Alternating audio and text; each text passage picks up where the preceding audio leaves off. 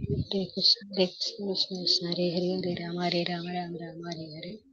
Hare Krishna, Krishna Krishna, Hare Hare, Hare Rama, Hare Rama, Rama Rama, Hare Hare. Hare Krishna, Krishna Krishna, Hare Hare, Hare Rama, Hare Rama, Rama Rama, Hare Hare. Hare Krishna, Krishna Krishna, Hare Hare, Hare Rama, Hare Rama, Rama.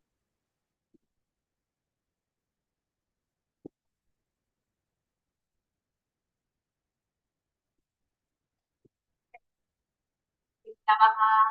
श्रीचैतन्यमनोभीष्टं स्थापितं येन भूतले स्वयं रूपकदामह्यं ददाति स्वपदान्तिकम्। वन्देऽहं श्रीगुरो श्रीयुतपदकमलं श्रीगुरुं वैष्णवांश श्रीरूपं साग्रजातं सहगणरघुनाथान्वितं तं सजीवं साद्वैतं सावधूतं परिजनसहितं कृष्णचैतन्यदेवं श्रीराधा कृष्णपादान् सहगणललिता श्रीविशाखान्वितांश्च। नम ओं विष्णुपादाय कृष्णप्रेष्ठाय भूतले श्रीमते भक्तिवेदांत स्वामिनिधि नामिने नमस्ते सारस्वते देवे गौरवाणी प्रचारिणे निर्विशेष शून्यवादी पाश्चात्य देशतारिणे वाञ्छाकल्पतरुभ्यश्च कृपा सिन्धुभ्येव च पतितानां पावनेभ्यो वैष्णवेभ्यो नमो नमः।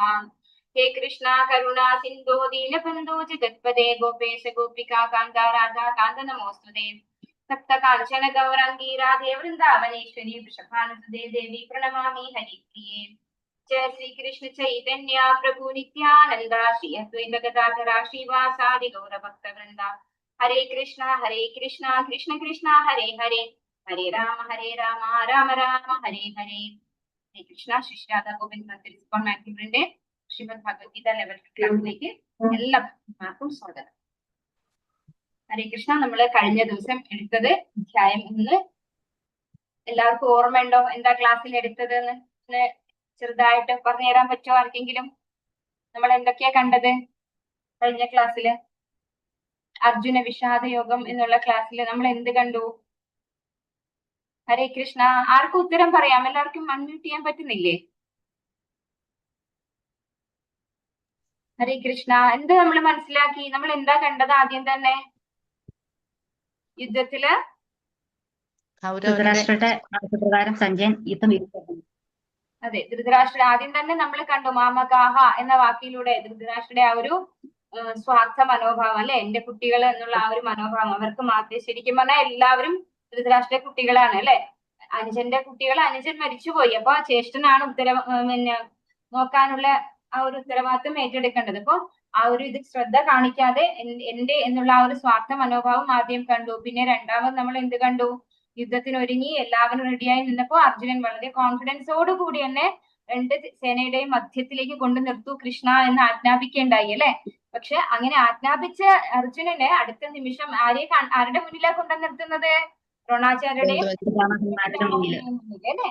അപ്പൊ അവിടെ എന്താണ്? ഒരു പിതൃവാത്സല്യം. രണ്ടുപേരും അച്ഛനെ പോലെയാണ്. ഒരു ഗുരുനാഥനാണ്, ഒന്ന് പിതാമഹനാണ്. അപ്പൊ രണ്ടുപേരും അർജുനന് വാത്സല്യം കൊടുത്തിട്ടുള്ളവരാണ്. അപ്പോ അങ്ങനെ അവരെ കണ്ടപ്പോ തന്നെ കമ്പാഷൻ, അല്ലെ, എന്താണ്, മൃദുല ഹൃദയത്വം എന്ന് പറയുന്ന ഒരു സോഫ്റ്റ് ആയിട്ടുള്ള ഒരു വികാരം അർജുനൻ ഉണ്ടാവുകയും അർജുനൻ തളർന്നു പോവുകയും പിന്നെ ഓരോരോ കാരണങ്ങൾ അർജുനൻ നിർത്താൻ തുടങ്ങി, അല്ലെ. എനിക്ക് പാപം കിട്ടും, ഇവരെ കൊന്നു കഴിഞ്ഞാൽ പാപം കിട്ടും, അതുപോലെ അങ്ങനെ ഓരോ അർജുനൻ ഉണ്ടായപ്പോ തളർന്നിരിക്കുകയാണ്. ഇപ്പൊ നമ്മൾ കാണുമ്പോ അർജുനൻ ഇപ്പൊ തളർന്നിരിക്കുകയാണ്. രണ്ടാമത്തെ അധ്യായം വരുന്നത് ഗീത വിഷയ സംഗ്രഹം, സാഖ്യയോഗ എന്നാണ് ശ്രീമദ് ഭഗവത്ഗീത, അല്ലെ. ഇതില് ഗീതാ വിഷയ സംഗ്രഹം എന്നുള്ള ഒരു പേര് കൊടുക്കാൻ കാരണം ശിലപ്രഭുപാദര് ഈ ഒരു അധ്യായത്തില് ഭഗവത്ഗീത മുഴുവൻ ഉൾക്കൊള്ളിച്ചിട്ടുണ്ടെന്നാണ് പറയുന്നത്. അതായത് എന്താണോ ഭഗവത്ഗീതയിലൂടെ ഭഗവാൻ നമുക്ക് തരുന്ന സന്ദേശം അതൊക്കെ ക്രോഡീകരിച്ചിട്ട് എല്ലാം ഇങ്ങനെ എന്താ പറയാ കംപ്രസ് ചെയ്തിട്ട് ഇതിനകത്ത് ഈ ഒരു അധ്യായത്തില് ഉൾപ്പെട്ടിട്ടുണ്ട്. നമുക്ക് നോക്കാം ഓരോ ശ്ലോകമായിട്ട്. സഞ്ജയ ഉവാച തം തഥാ കൃപയാവിഷ്ടം അശ്രുപൂർണാകുലേക്ഷണം വിഷീദന്തമിദം വാക്യം ഉവാച മധുസൂദനഃ.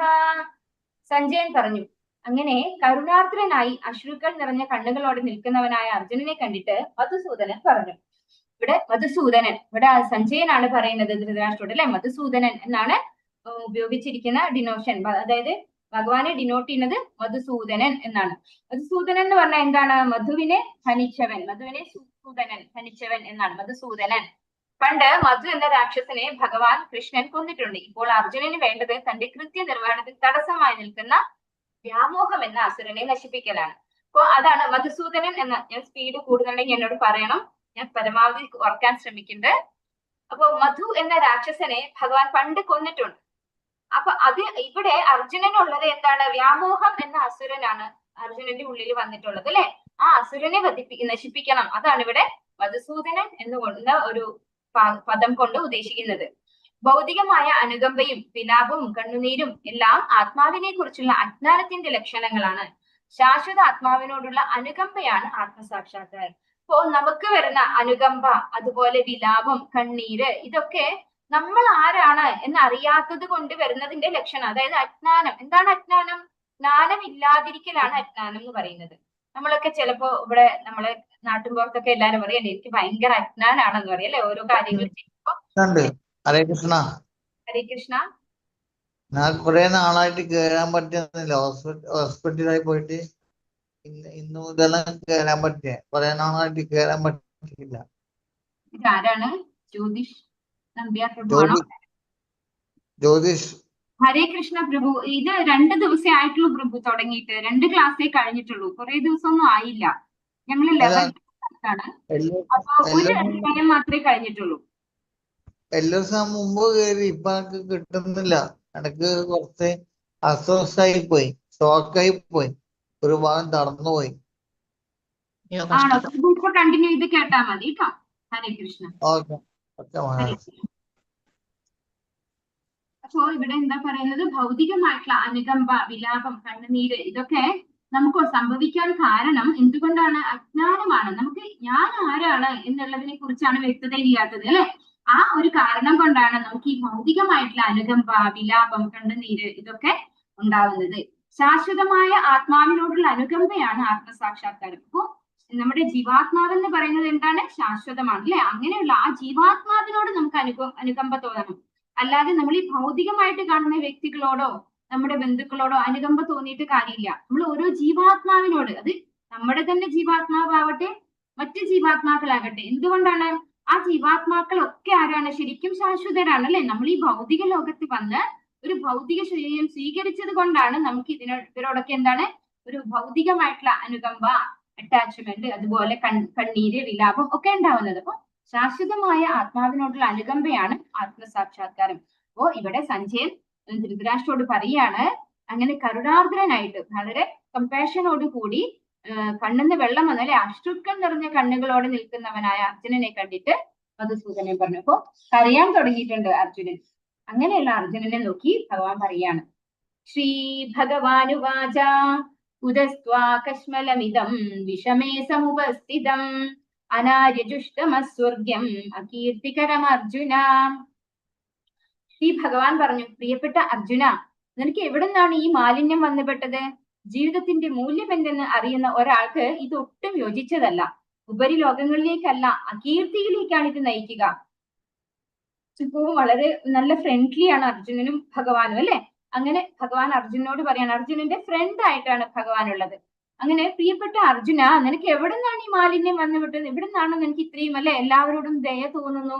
ശരിക്കും ഹരേ കൃഷ്ണ.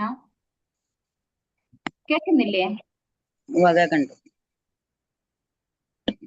നിനക്ക് എവിടെ നിന്നാണ് ഈ മാലിന്യം വന്നുപെട്ടത്? ജീവിതത്തിന്റെ മൂല്യം എന്തെന്ന് അറിയുന്ന ഒരാൾക്ക് ഇത് ഒട്ടും യോജിച്ചതല്ല. അപ്പൊ എന്താണ് ഒരു ജീവിതം എന്ന് അതിന്റെ മൂല്യം അറിയുന്ന ഒരു വ്യക്തിക്ക് ഈ കമ്പാഷൻ അല്ലെങ്കിൽ ഈ ഒരു പാപം കിട്ടുമോ ഇങ്ങനെയൊക്കെയുള്ള ഒരു എന്താ പറയാ കൺഫ്യൂസ്ഡ് ആയിട്ടുള്ള ഈ ആറ്റിറ്റ്യൂഡ് ഒരിക്കലും യോജിച്ചതല്ല. ഇത് ഒരിക്കലും ഉപരിലോകങ്ങളിലേക്കല്ല, അകീർത്തിയിലേക്കാണ് നയിക്കുക. നമ്മള് എല്ലാവരും എന്തിനു വേണ്ടിയാണ് ലക്ഷ്യം ഇരിക്കുന്നത്? കുറെ ആൾക്കാർ സ്വർഗത്തിൽ പോകണം അല്ലെ, കുറെ ആൾക്കാർക്ക് കുറെ ദേവന്മാരെ ആരാധിച്ച് അവരുടെ അടുത്തേക്ക് പോകണം. ഭഗവാന്റെ ഭക്തന്മാർക്ക് എവിടെയാ പോകേണ്ടത്? ശാശ്വതമായിട്ടുള്ള ഭഗവാന്റെ ധാമത്തിലേക്ക് അല്ലെ. പക്ഷെ ഇങ്ങനെയുള്ള അർജുനന്റെ ഈ വിലാപം അല്ലെങ്കിൽ ഈ കമ്പാഷൻ, ഈ ഒരു കൺഫ്യൂസ്ഡ് ആയിട്ടിരിക്കുന്ന ഈ സിറ്റുവേഷൻ അർജുനനെ അകീർത്തികരമായിട്ട് അല്ലെങ്കിൽ താഴ്ന്ന അധോ ലോകങ്ങളിലേക്കാണ് കൊണ്ടുപോകുക, ഉപരി ലോകങ്ങളിലേക്ക് കൊണ്ടുപോകില്ല എന്നാണ് ഇവിടെ അർജുനനോട് ഭഗവാൻ പറയുന്നത്. പരമസത്യത്തെ അറിയുന്നവൻ അതിനെ സമാനമായ 3 ഭാവങ്ങളിലാണ് സാക്ഷാത്കരിക്കുന്നത്. പരമസത്യത്തിന്റെ ആ ഭാവങ്ങൾ ബ്രഹ്മമായും പരമാത്മാവായും ഭഗവാനും ആയും അറിയപ്പെടുന്നു. സൂര്യപ്രകാശം, സൂര്യ ഉപരിതലം, സൂര്യഗ്രഹം എന്നിങ്ങനെ 3 മാനങ്ങളുള്ള സൂര്യനോട് ഈ 3 ദിവ്യഭാവങ്ങളെ ഉപമിക്കാം. ഭഗവാൻ സമ്പത്ത്, ശക്തി, യശസ്, സൗന്ദര്യം, ജ്ഞാനം, ത്യാഗം എന്നിവ പരിപൂർണമായി ഉൾക്കൊള്ളുന്ന പരമപുരുഷൻ. അപ്പോ ഇവിടെ എന്താണ് ഇവിടെ പറഞ്ഞിരുന്നത്? ഭഗവാനെ കുറിച്ചാണ്. നമ്മൾ ഇവിടെ കണ്ടു ആദ്യം തന്നെ ഭഗവാൻ പറയുന്ന ഒരു ശ്ലോകാണിത് അല്ലെ, ശ്രീ ഭഗവാൻ ഉവാച എന്ന് പറഞ്ഞ് 2ാമത്തെ അധ്യായത്തിൽ 2ാമത്തെ ശ്ലോകത്തിലാണ് ഭഗവാൻ സംസാരിക്കാൻ തുടങ്ങുന്നത്. അപ്പൊ ആ ഒരു കാര്യം, ഭഗവാൻ ആരാണ് ഈ ഭഗവാൻ എന്നാണ്. ഭഗവാൻ എന്നത് ഏതൊക്കെ തലത്തിലാണ് നമ്മൾ അറിയുന്നത്? ഭഗവാനെ 3 ഭാവങ്ങൾ, പരമസത്യത്തെ അറിയാൻ സമാനമായ 3 ഭാവങ്ങളാണ് ഉള്ളത്. ഒന്ന് ബ്രഹ്മ, പിന്നെ ബ്രഹ്മം, പരമാത്മാവ്, ഭഗവാൻ. ഇങ്ങനെ 3 തരത്തിലാണ് ഭഗവാനെ അറിയാൻ പറ്റുന്നത്. ഈ 3 തരത്തിൽ അറിയുന്നതിൽ ഏറ്റവും ഉത്കൃഷ്ടമായിട്ടുള്ളതാണ് ഭഗവാൻ എന്ന തലം.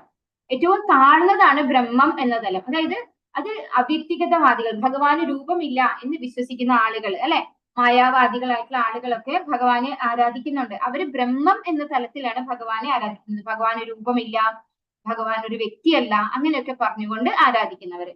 പിന്നെ ഋഷിമാര്, യോഗിമാര്, അവരൊക്കെ പരമാത്മാവായിട്ടാണ് ഭഗവാനെ ആരാധിക്കുന്നത്. അത് ബ്രഹ്മം എന്നതിൽ നിന്നും കുറച്ചുകൂടെ ഉത്കൃഷ്ടമായിട്ടുള്ള ഉയർന്ന തരത്തിലുള്ള ഒരു തിരിച്ചറിവാണ്, ആ ഒരു സാക്ഷാത്കാരമാണ് പരമാത്മാവ് എന്ന തലത്തിലുള്ളത്. പിന്നെ ഭഗവാന്റെ ഭക്തന്മാര് ഭഗവാന് വ്യക്തി രൂപത്തിലാണ് ആരാധിക്കുന്നത്, ഭഗവാനായിട്ട് ആരാധിക്കുന്നു. അതാണ് ഏറ്റവും ഉയർന്ന തരത്തിലുള്ളത്. അതിനെ ഇങ്ങനെ സൂര്യപ്രകാശം, സൂര്യ ഉപരിതലം, സൂര്യഗ്രഹം, ഇങ്ങനെ 3 തരത്തിലുള്ള മാനങ്ങളോട്, സൂര്യനോട് ഈ 3 ദിവ്യഭാവങ്ങളെ ഉപമിക്കാം. ശ്രീല പ്രഭുപാദർ റിപ്പോർട്ടിൽ എഴുതി തന്നിട്ടുള്ള ഉദാഹരണമാണിത്. സൂര്യപ്രകാശത്തെ കുറിച്ച് അറിയുന്നവര് അത് ബ്രഹ്മം എന്ന തലത്തിലുള്ളവരാണ്. സൂര്യപ്രകാശം നമുക്കറിയാം, നമ്മൾ ഈ ബെഡ്റൂമിലാണെങ്കിൽ പോലും പ്രകാശം ജനലിലൂടെ വരും അല്ലെ, എവിടെ ഇരുന്നാലും അതെന്താണ്, നമുക്ക് സൂര്യപ്രകാശം കാണാൻ സാധിക്കും. പക്ഷെ അപ്പൊ സൂര്യനെ കാണാൻ സാധിക്കില്ല, സൂര്യഗ്രഹം എന്നതോ നമുക്ക് അറിയാൻ പറ്റില്ല. പക്ഷെ സൂര്യ ഉപരിതലത്തെ കുറിച്ച് മനസ്സിലാക്കുന്നവർ എന്താണ്, സൂര്യപ്രകാശത്തിൽ നിന്ന് കുറച്ചുകൂടെ ഉത്കൃഷ്ടമായിട്ട് അറിയുന്നവരാണ്. അവരെ പരമാത്മാവ് എന്ന തലത്തിൽ ഭഗവാൻ അറിയുന്ന അവരോട് ഉപമിച്ചിരിക്കുന്നു. പിന്നെ സൂര്യഗ്രഹം, ടിപ്പിക്കലായിട്ട് ആ ഒരു ഗ്രഹത്തെ കുറിച്ച് അറിയുന്ന, ഗ്രഹത്തെ കുറിച്ച് അറിയുന്ന ആളുകളെ ഭഗവാൻ എന്ന തലത്തിൽ ഭഗവാനെ അറിയുന്നതുമായിട്ട് ഉപമിച്ചിരിക്കുന്നു. അങ്ങനെ 3 തരം ഉപമയാണ്. ഒന്ന് സൂര്യപ്രകാശം, സൂര്യ ഉപരിതലം, സൂര്യഗ്രഹം. ഭഗവാൻ, ഇനി ആരാണ് ഭഗവാൻ? ഭഗവാൻ ഷഡ് ഐശ്വര്യങ്ങളും പരിപൂർണമായിട്ട് ഉൾക്കൊള്ളുന്ന ഭഗവാനാണ്. സമ്പത്ത്, ശക്തി, യശസ്, സൗന്ദര്യം, ജ്ഞാനം, ത്യാഗം. ഈ 6 എണ്ണമാണ് പരിപൂർണമായിട്ട് ഭഗവാൻ, അതായത് സംഭരണിയാണ്, ഇതിന്റെയൊക്കെ സംഭരണിയാണ്. ഭഗവാൻ ഇവിടെ നിന്നും കിട്ടുന്നല്ല, ഭഗവാനാണ് ഇതിന്റെ റിസർവോയർ. അപ്പൊ സമ്പത്ത്, ശക്തി, യശസ്, സൗന്ദര്യം, ജ്ഞാനം, ത്യാഗം, ഇത് പരിപൂർണമായി ഉൾക്കൊള്ളുന്ന പരമപുരുഷനാണ് ഭഗവാൻ എന്ന് പറയുന്നത്. ഭഗവാൻ എന്ന വാക്കിന്റെ അർത്ഥം തന്നെ ഈ 6 ഷഡ് ഐശ്വര്യങ്ങളും പരിപൂർണമായിട്ട് ഉൾക്കൊള്ളുന്ന പരമപുരുഷൻ എന്നാണ്. ക്ലൈബ്യം മാസ്മഗമഃ പാർത്ഥ നൈദത്യൈയുപപദ്യതേ ക്ഷുദ്രം ഹൃദയ ദൗർബല്യം തിക്തോധിഷ്ഠ പരന്തപ. ഹേ പാർത്ഥ, തരം താണ ഈ ആണത്തമില്ലായ്മയ്ക്ക് അധീനനാകരുത്. നിനക്ക് യോജിക്കുന്നതല്ല ഇത്. ശത്രുക്കളെ ജയിക്കുന്നവനെ, ക്ഷുദ്രമായ ഹൃദയ ദൗർബല്യത്തെ ഉപേക്ഷിച്ച് എഴുന്നേൽക്കൂ. അപ്പൊ ഈ ഒരു ശ്ലോകത്തില് ഭഗവാൻ ശരിക്കും അർജുനനെ ചീത്ത പറയുകയാണ് അല്ലെ. ക്ലൈബ്യം എന്ന വാക്കിന്റെ അർത്ഥം തന്നെ ഇത്രയും ആണത്തമില്ലാത്ത ഒരു പരിപാടി നീ ചെയ്യരുത് അല്ലെ, അടി കിട്ടേണ്ടതാണ് നിനക്ക് എന്നുള്ള ആ ഒരു രീതിയിലാണ് ആ ഒരു പ്രയോഗം തന്നെ വന്നിട്ടുള്ളത്. അപ്പൊ പറയാണ്, ഈ തരം താണ ആണത്തമില്ലായ്മയ്ക്ക് നീ അധീനനാകരുത്. അത് ആരാണ്? അങ്ങനെയുള്ളവർക്ക് എന്താണ്, നിനക്ക് യോജിച്ചതല്ല. അത് ആര്യൻ എന്നാണ് പറയുന്നത് അല്ലെ, ആര്യന്മാർക്ക് യോജിച്ചതല്ല ഇത് എന്ന് പറയുന്നു. ഓ, നിനക്ക് യോജിച്ചതല്ല ഇത്. ശത്രുക്കളെ ജയിക്കുന്നവനെ പരന്തപ എന്നാണ്. ശത്രുക്കളെ ജയിക്കുന്നവൻ എന്ന് പറഞ്ഞാൽ 2 തരം ശത്രുക്കളുണ്ട്. ആരൊക്കെയാണ് 2 തരം ശത്രുക്കള്? ഒന്ന് ഇപ്പൊ യുദ്ധത്തില് ശത്രുപക്ഷത്തുള്ളവര്. പിന്നെയോ വേറെ ആരാണ് നമ്മുടെ ശത്രുക്കള്? കാമക്രോധ ലോഭ മോഹാദികൾ അല്ലെ. ഇത് നമ്മുടെ ഏറ്റവും വലിയ ശത്രുക്കളാണ്. നമ്മളെ പോലുള്ള സാധാരണക്കാരുടെ ഏറ്റവും വലിയ ശത്രുക്കളാണ് ഈ കാമക്രോധ ലോഭ മോഹാദികൾ. അപ്പൊ ഇതിനെയും ജയിച്ചവനാണ് അർജുനൻ. ഓ, ശത്രുക്കളെ ജയിക്കുന്നവനെ, ക്ഷുദ്രമായ ഹൃദയ ദൗർബല്യത്തെ ഉപേക്ഷിച്ച് എഴുന്നേൽക്കൂ. അപ്പൊ നിന്റെ ഹൃദയ ദൗർബല്യം കളഞ്ഞിട്ട് നീ എഴുന്നേൽക്കൂ എന്നാണ് ഭഗവാൻ അർജുനനോട് പറയുന്നത്. പാർത്ഥൻ, പൃഥയുടെ പുത്രൻ, കൃഷ്ണന്റെ പിതാവായ വസുദേവരുടെ സഹോദരിയാണ് പൃഥ അഥവാ കുന്തി.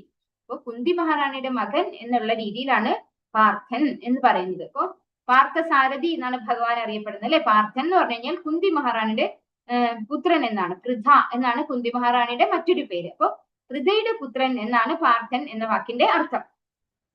കൃഷ്ണനുമായി അർജുനന് രക്തബന്ധമുണ്ട്. ഇപ്പൊ നമ്മൾ കഴിഞ്ഞ ക്ലാസ്സിൽ തന്നെ ഇത് പറഞ്ഞിട്ടുണ്ട്.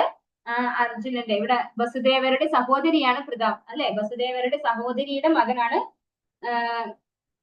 അർജുനൻ. അതുപോലെ അർജുനനെ സംബന്ധിച്ച് അമ്മയുടെ ജ്യേഷ്ഠന്റെ മകനാണ് അല്ലെ, അമ്മാവന്റെ മകൻ എന്ന് പറയാം. അപ്പൊ ഇതാണ് അവർ തമ്മിലുള്ള രക്തബന്ധം, കൃഷ്ണനും അർജുനനും തമ്മിലുള്ള രക്തബന്ധം. പേരിന് മാത്രമുള്ള ക്ഷത്രിയരും ബ്രാഹ്മണരും സ്വപിതാവിന്റെ വില കുറഞ്ഞ സന്തതികളാണ്. അർജുനനെ അങ്ങനെ പൈതൃക ശ്രേഷ്ഠത നഷ്ടപ്പെട്ടവനായി കാണാൻ കൃഷ്ണൻ ഇഷ്ടപ്പെട്ടില്ല. അതുകൊണ്ട് കൂടിയാണ് ഇവിടെ പാർത്ഥ എന്ന് വിളിക്കുന്നതെന്നാണ് പറയുന്നത്. അതായത് ഈ ഒരു ശ്ലോകത്തിൽ എങ്ങനെയോ വിളിക്കുന്ന ഭഗവാൻ അർജുനെ പാർത്ഥ എന്ന് മാത്രമാണ് അല്ലെ. ഈ പാർത്ഥ എന്ന് പറയുമ്പോൾ എന്താണ്, കുടുംബ പേര് വെച്ചിട്ടാണ് അല്ലെ. പൃഥ എന്ന് പറഞ്ഞാൽ ആ കുടുംബത്തിന്റെ പേര് വെച്ചുകൊണ്ടാണ് അങ്ങനെ പാർത്ഥ എന്ന് വിളിക്കുന്നത്. അപ്പോ വില കുറഞ്ഞ ഒരു വ്യക്തിയായിട്ട്, കുല പാരമ്പര്യം ഇല്ലാത്തൊരു വ്യക്തി അല്ലെ. ക്ഷത്രിയര് നമ്മൾ നേരത്തെ കണ്ടിട്ടുണ്ടാവും, ബ്രാഹ്മണിക്കൽ ക്വാളിറ്റി ഒന്നും ഇല്ലാത്ത ഒരു ബ്രാഹ്മണന്റെ പുത്രൻ എന്നതുകൊണ്ട് മാത്രം ബ്രാഹ്മണൻ എന്ന് വിളിക്കുന്നവരെ ഭാഗവതവും ഭഗവാനും ഒക്കെ വിളിക്കുന്നത് ബ്രഹ്മബന്ധു എന്നാണ്. അവരെ ബ്രാഹ്മണൻ എന്ന് വിളിക്കില്ല. അതുപോലെ പേരിന് മാത്രം ക്ഷത്രിയൻ, അത് അങ്ങനെ ക്ഷത്രിയന്റെ ബന്ധു മാത്രമേ ആവുന്നുള്ളൂ, ഒരു ക്ഷത്രിയന്റെ ക്വാളിറ്റി ഇല്ല എങ്കിൽ. അതുപോലെ പൈതൃക ശ്രേഷ്ഠത ഇല്ലാത്ത ഒരു വ്യക്തിയായിട്ട് കാണാൻ ഭഗവാൻ ആഗ്രഹിച്ചില്ല അർജുനനെ. അതുകൊണ്ട് കൂടിയാണ് അർജുനനോട് പറഞ്ഞത്, ഇത് നിനക്ക് ഒട്ടും ചേർന്നതല്ല, ആര്യന്മാർക്ക് ചേരാത്ത ഒരു പണിയാണ് നീ ഇപ്പോ കാണിക്കുന്ന ഈ ഹൃദയ ദൗർബല്യം എന്ന്. കഥം ഭീഷ്മമഹം സംഖ്യേ ദ്രോണം ച മധുസൂദന ഇഷു വിപ്രതിയോത്സ്യാമി പൂജാർഹ വരിസൂദന.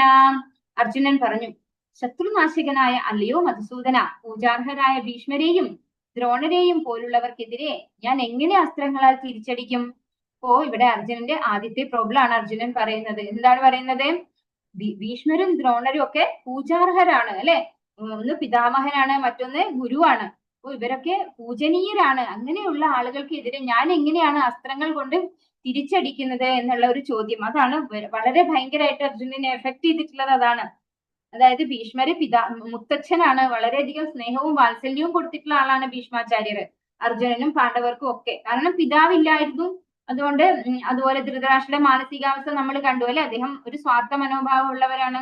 അപ്പൊ അങ്ങനെയുള്ള ആ ഒരു കൊട്ടാരത്തില് അർജുനനും അതുപോലെ പഞ്ചപാണ്ഡവർക്കും ഒരു പിതാവിന്റെ സ്നേഹം, ഒരു പുത്രവാത്സല്യം നൽകി വളർത്തിയത് ഭീഷ്മ പിതാമഹനാണ്. അതുപോലെ ദ്രോണാചാര്യരാണെങ്കിൽ അങ്ങേയറ്റം ശിഷ്യനോട് വാത്സല്യമുള്ള വ്യക്തി ഗുരുനാഥനാണ്. അപ്പൊ ഇവർക്കൊക്കെ എതിരെ ഞാൻ എങ്ങനെയാണ് അസ്ത്രങ്ങളാൽ തിരിച്ചടിക്കുന്നത് എന്നുള്ളതാണ് അർജുനന്റെ ഏറ്റവും വലിയ പ്രോബ്ലം ആയിട്ടുള്ളത്.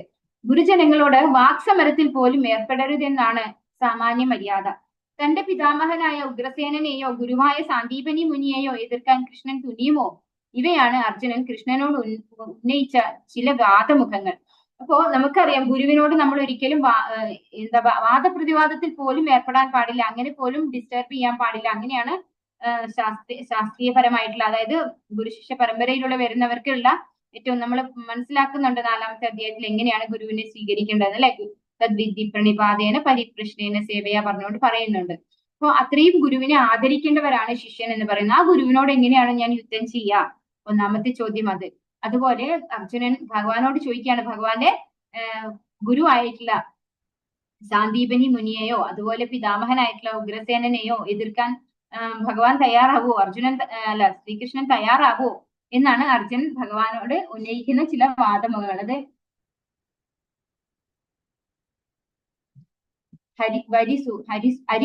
അരിസൂദന എന്നാണ് ഭഗവാനെ ഇതിനകത്ത് വിളിക്കുന്നത്. അരിസൂദന, അരി എന്ന് പറഞ്ഞാൽ ശത്രുവിനെ നിഗ്രഹിക്കുന്നവൻ എന്നാണ് അതിന്റെ അർത്ഥം. അപ്പൊ ഗുരുവിനെയോ അതുപോലെ പിതാമഹനായ ഉഗ്രസേനനെയോ വധിക്കാൻ ഭഗവാൻ തയ്യാറാകുമോ എന്ന് ഇൻഡയറക്റ്റ് ആയിട്ട് അർജുനൻ ചോദിക്കുകയാണ്. അപ്പൊ എന്നോട് എന്തിനാണ് ഞാൻ ഇങ്ങനെ ഇവരെയൊക്കെ എന്തിനാണ് യുദ്ധത്തിൽ തോൽപ്പിക്കുന്നത്, ഞാൻ എന്തിനാണ് യുദ്ധം ചെയ്യുന്നത് എന്നുള്ള ഒരു മനോഭാവം, അതാണ് അർജുനന് വന്നിരിക്കുന്നത്. ഗുരൂന ഹത്വാ ഹി മഹാനുഭാവാൻ ശ്രേയോ ഭോക്തും ഭൈക്ഷ്യമപീഹ ലോകേ ഹത്വാർത്ഥ കാമാംസ്തു ഗുരൂനിഹൈവ ഭുഞ്ജീയ ഭോഗാൻ രുധിരപ്രദിഗ്ധാൻ. എന്റെ ഗുരുജനങ്ങളായ മഹാത്മാക്കളുടെ ജീവിതം കൊണ്ട് പന്താടുന്നതിനേക്കാൾ നല്ലത് ഭിക്ഷയാചിച്ച് ഉപജീവിക്കുന്നതാകും. ലൗകിക നേട്ടങ്ങൾ ആഗ്രഹിക്കുന്നവരെങ്കിലും ഗുരുജനങ്ങളായ അവർ വധിക്കപ്പെടുകയാണെങ്കിൽ നമ്മൾ ആസ്വദിക്കുന്ന സുഖങ്ങളെല്ലാം രക്തപങ്കിലമായിരിക്കും. അപ്പോ ഇവിടെ അർജുനൻ എന്താ പറയുന്നത്? കുഞ്ചീയ ഭോഗാൻ രുധിരപ്രദിഗ്ധാൻ. ഈ രുധിരം എന്ന് പറഞ്ഞു കഴിഞ്ഞാൽ തന്നെ എന്താണ്? രക്തമാണ്. രുധിരം എന്ന് പറഞ്ഞാൽ രക്തമാണ്. അപ്പൊ ഇവിടെ അർജുനൻ പറയാണ്, ഗുരുജനങ്ങളായിട്ടുള്ള അത്തരത്തിലുള്ള ആളുകളുടെ ജീവിതം കൊണ്ട് നമ്മൾ ഒരിക്കലും പന്താടാൻ പാടില്ല, അവരെ ഒരിക്കലും നമ്മൾ ഡിസ്റ്റർബ് ചെയ്യാൻ പാടില്ല. അതിനേക്കാൾ നല്ലത് നമ്മൾ ഭിക്ഷ യാചിച്ച് സന്യാസി ആയ പോലെ കാട്ടില് അലഞ്ഞു തിരിഞ്ഞ് നടക്കുകയാണ്, അല്ലെങ്കിൽ